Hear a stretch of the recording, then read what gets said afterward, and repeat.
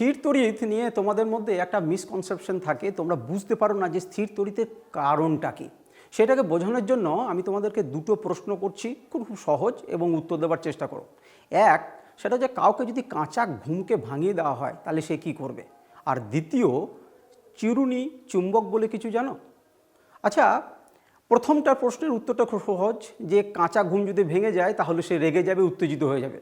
আর চিরুনি চুম্বকের কথা শুনে তোমরা ভাবছো যে চিরুনি চুম্বক বলে কিছু হয় না, কিন্তু হয়, সব কিছুই হয়। আমরা ধীরে ধীরে বুঝবো এবং বোঝার চেষ্টা করব।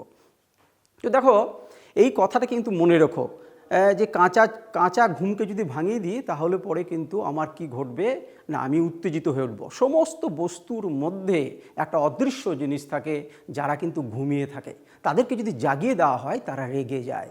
এই চিরুনি একটা নিলাম এবং সেটাকে চুলে যদি ঘষে আমি কাগজের কাছে গিয়ে, তাহলে সঙ্গে সঙ্গে দেখবে কাগজগুলো লাফিয়ে চেপে গেল। কিন্তু কেন চেপে গেল, এই কারণটা বুঝতে পারো না।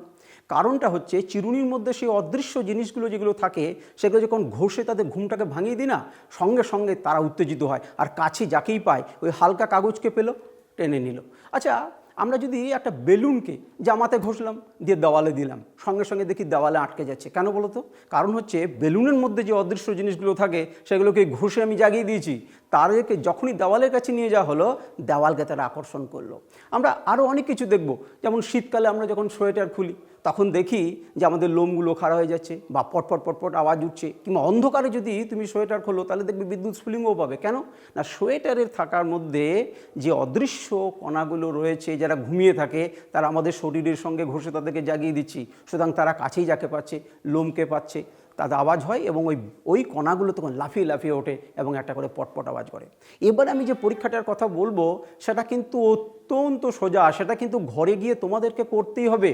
কি করবে না, প্রথমে জলের কলকে খুব সরু করে খুলে দেবে, এবং তারপর একটা স্কেলকে মাথাতে ভালো করে ঘষে সেই জলের কাছে নিয়ে যাবে।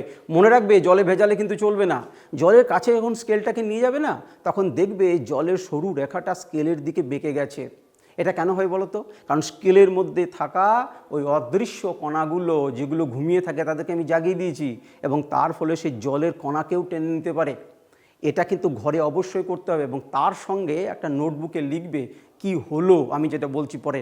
যদি আমরা যেরকম ঘষবো স্কেলটাকে, তখন যদি ভিজে চুলে ঘষি, তাহলে কি এই পরীক্ষাটা হবে?